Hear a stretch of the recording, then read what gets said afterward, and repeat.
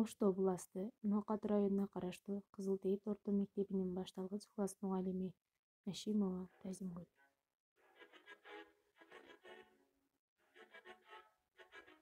Б класс алифбей сабагы. Саламатсыңарбы балдар? Жакшы эс алып турдуңарбы балдарым? Маанайыңар кандай? Балдар, бүгүн канчанчы апрель? Азаматсыңар, 20-апрель, э? Бир жумада канча күн бар, балдар? Азаматсыңар, 7 күн бар, а? Жуманын биринчи күнү кайсыл? Азаматсыңар, дүйшөмбү, э? Балдар, бүгүн эшикте аба ырайы кандай болуп турат? Азаматсыңар, күн ачык болуп турат, э, балдар? Балдар, сабагыбыздын темасы Манас Баатыр эпосу жана үлгү ырлар жөнүндө сабагыбызды өтөбүз. Сабагыбыздын максаты Манас Баатыр жана Токтогул Сатылгановдун үлгү ырлары жөнүндө кеңири түшүнүк аласыңар. Манас айтууга, көркөм айтууга, эр жүрөктүүлүккө, тайманбастыкка, ынтымактуулукка калыптанасыңар. Эли жерин коргоого, сүйүүгө, мурастарды баалоого, өз эли менен сыймыктана билүүгө, жакшы жаманды айырмасын билүүгө тарбияланасыңар. Балдар, бир карап ата-энебизге карап жылмайып коелучу. Азаматсыңар. Кана балдар, алтын эрежени кабыл алайлычы.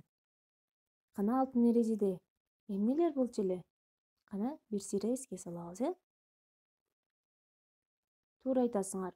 Кол көтөрүп сүйлөө, кунт коюп угуу, көңүл буруу, ынтымакта болуу, активдүү болууга эмне кылабыз? Алтын эрежени сактайбыз, э, балдар? Көңүлүбүздү сабакка бурабыз.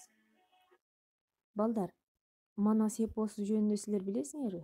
Келгиле андан кийин силерге кичине болсо дагы маалымат берейин, э?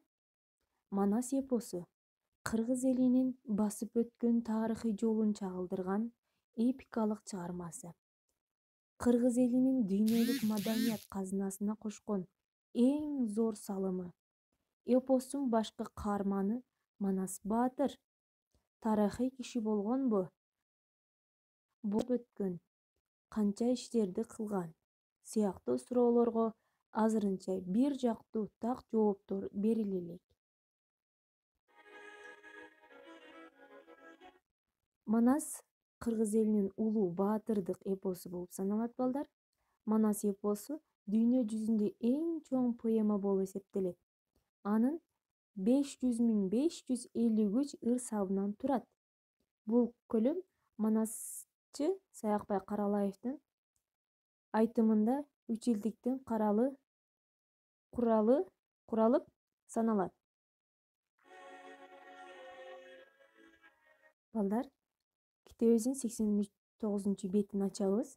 Мен силерге 1-2 бөлүгүн окуп берейин, а балдар? Кана китепти коюп, менен чогуу окуганга аракет кылгыла. Манастын чоң атасы Каракан болгон. Ал дүйнөдөн өтүп, уулдары жаш калат. Кытайдан кандары Молто менен Алоокей кыргыздарга зомбулук көрсөтүшөт. Кыргыздар өз жеринен айдалып, ар кимиси ар жакта тарайт. Манастын атасы Жакып туугандары менен Алтай тоосуна чыгып барат. Жакып балалуу болбой жүрүп, көп жылдан кийин байбичеси Чыйырды уулду төрөйт. Уулу баладан башкача төрөлөт. Ага ылайык ат коюш үчүн аксакалдар чогулушат. Бирок ага ылайык ат таппай кыйналышат. Ал аңгыча аксакалчан Думана пайда болуп, бул баланын атын Манас болсун деп көздөн кайын болот. Баланын атын Манас коюшат. Кана балдар, бул биринчи бөлүгүбүз аяктады. Кана Манастын чоң атасы эмне үчүн Алтайдан көчүп кеткен? Азаматсыңар. Эми экинчи бөлүккө өтөбүз, суроолорго жооп айтасыңар. Экинчи бөлүгүбүз. Манас 12-13 жашка чыгып, эс тарткандан баштап кыргыз элим, жерим үчүн жанымды аябайм деп тайманбай айтып эл оозуна алынат. Анын мындай тайманбастыгы Кытай калмактарга да угула баштайт. Манас болуптур, Манас атка конуптур, улук жашын сурасаң 12ге толуптур. Тура чарды миниптир, ак өтпөстү кийиптир. Ошол кезде Манасың уруунарга тоо таппай, уруушарга жоо таппай, атышаарга ок таппай, кечерине чок таппай. Зың-зың этип кенебей, кара Кытай Манжуну кагышаарга ой кылып келген экен кабылан. Бучка гына теңебей, Кытай кордук кылганын, кыйла журтун кырганын эбак ойлоп билиптир. Азаматсыңар балдар, конт коюп отурасыңар. Азыр мен экинчи бөлүгүн окуп бүттүм. Астында 2 суроо бар. Ошолорго өзүңөр жооп таап, билип, изденүүгө аракет кыласыңар, балдар. 3 жана 4 бөлүмдөрүн өзүңөр окуйсуңар көркөм, жана түшүнүүңөрдү апаңарга айтып бересиңер, балдар. Кана балдар, биз азыр эс алабыз, 5 минутка жасайбыз, балдар. Кана даярсыңарбы?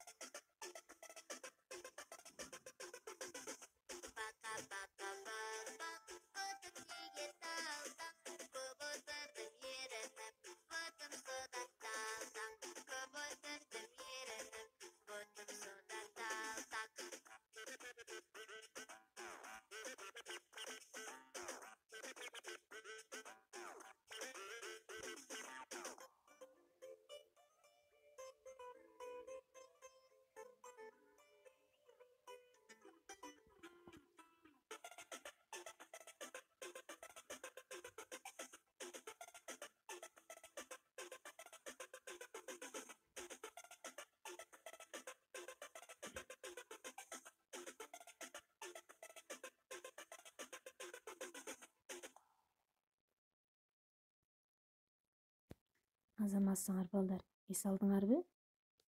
Келгиле, анда үлгү ырлар жөнүндө ким жазды, кайсы акын экенин билели. Токтогул Сатылганов 1864 жылы азыркы Токтогул районуна караштуу Кетмен-Төбө өрөөнүндөгү Сасык Жейде айылында кедей кембагалдын үй бүлөсүндө туулган. Энеси Бурма эл оозуна алынган кошокчу болчу.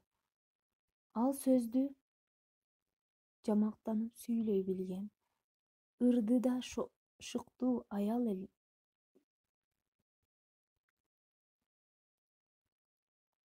Токтогулду ырчылыгына, төкмөлүгүнө дал ошол энеси Бурма түрткү болгон.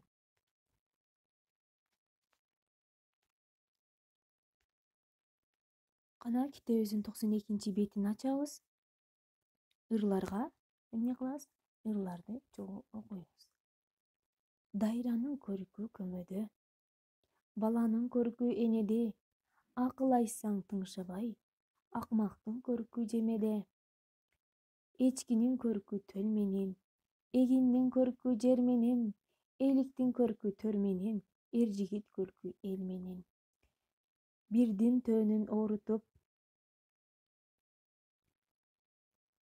кетпегиле балдар-ай, түбү кандай болоорун эстегиле балдар-ай.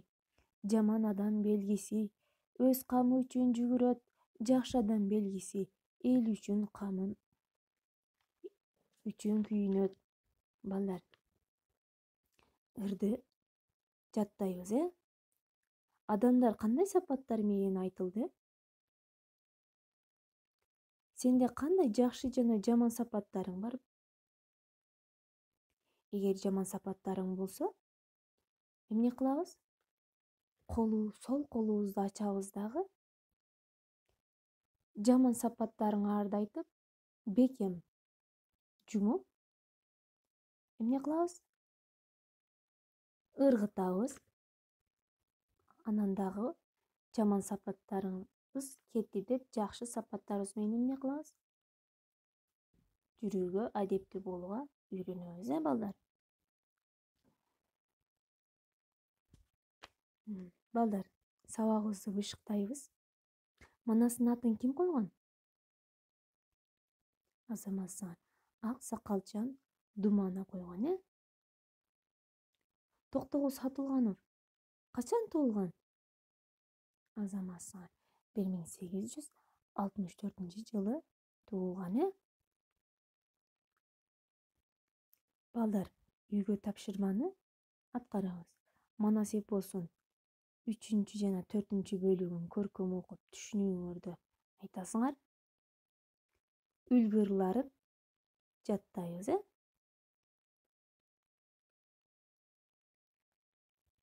Балдар, сабактан силер эмнени алдыңар?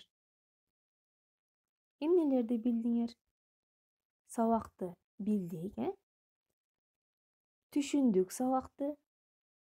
Айтылгандардын бардыгын эстеп калдык, Китептин кайсы бетинде экенин жана эмне үчүн керектигин колдоно алабыз,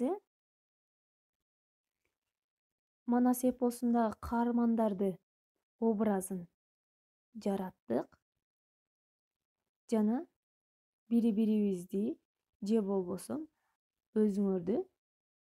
өзүңөр баалоого аракеттенгиле. Эгер сен эң жакшы окудум десең, жылдызча, кызыл жылдызча эң жакшы баа. Экинчи, сары жылдызча жакшы, ал эми көк жылдызча канааттандырарлык. Кана балдарым, силер кайсы жылдызчага ылайык жооп бере алдыңар? Азамат Саңар, албетте кызыл жылдызчага жооп бергенге эмне кылдыңар? Аракеттендиңер, Балдарым, катышып берген окуучуларга Азамат алкыш айтабыз. Эң жакшысы Азамат Саңар. Дайыма күчтүү, дилгер, активдүү болобуз, Саламатта калгыла, балдар.